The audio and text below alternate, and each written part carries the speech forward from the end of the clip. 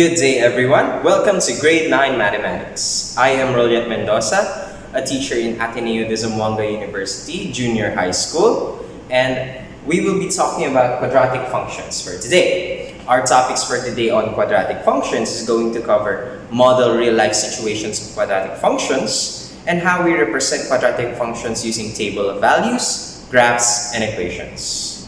Okay, let's get to it. Okay, so our topic for this session is modeling real-life examples of quadratic functions. Now first, before we model about real-life examples, have you ever wondered if you're going to be throwing a basketball through a hoop, what shape does it form? And have you ever wondered how far should it be? Or have you ever wondered how a dolphin jumps out of the water and how come it can stay so long in the air? So all this can create numbers that we can actually calculate based on certain factors. We can include force and etc. This is what most physics explanations on projectile motion will come in. So, example, let's take one example of how quadratic functions is presented. Because most quadratic functions will always shape a curve. Okay, so we will have either facing this way or facing upwards. Okay, so a quadratic function will always form a graph shaping like a U. Okay, that's why when we talk about a basketball, we can say like a person who is going to be shooting a basketball, we can calculate the distance on the highest peak and to the distance where it will reach. How about the U shape? What areas can we talk about the U shape? We can talk about the U shape. Let's say we have a banana. How does a banana look like? A banana will shape like this, right? We have a banana. So we can calculate a banana's curvature in mathematics. So there are multiple areas in our life that we can actually see quadratic functions and how we can calculate it. There's just, as you go out of the house, the more you look at the areas, the more you can look at curves, the more you can identify quadratic functions around us. So these are simple examples, but there will be multiple applications later on as we go through the lecture. Okay, so for this lesson, we're going to be talking about quadratic functions and how they are modeled in table of values, graphs, and equations. So let's first take one example. The example is going to be f of x is equal to x squared plus 6x plus 8. Okay, so we have this function. So take note that it is in standard form of a quadratic function.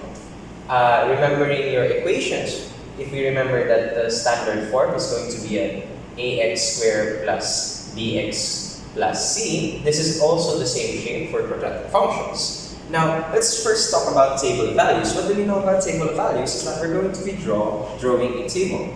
Okay, so we will be drawing a table.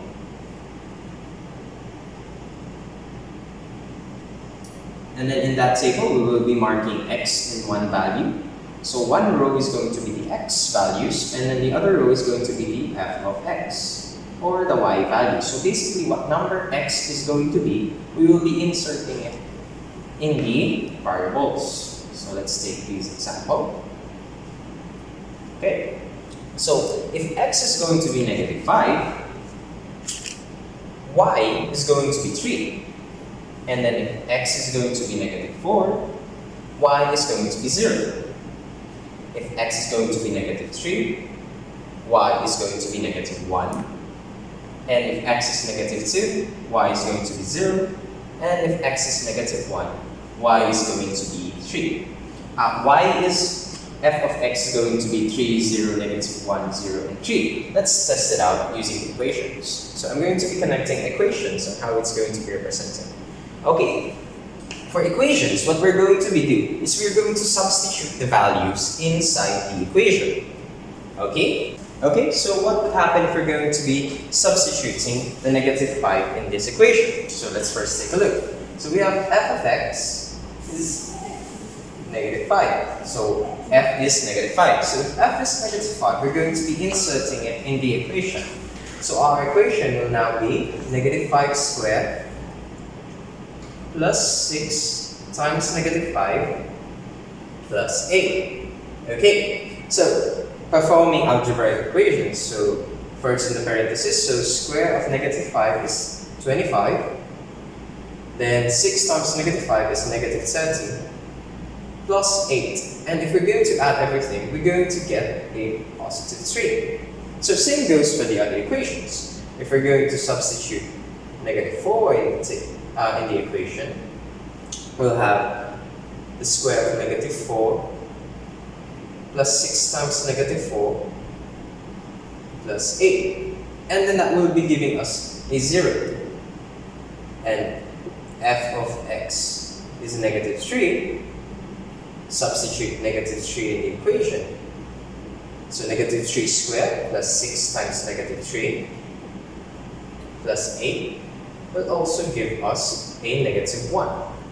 So f of x substituted with negative 2 is equal to negative 2 squared plus 6 times negative 2 plus 8.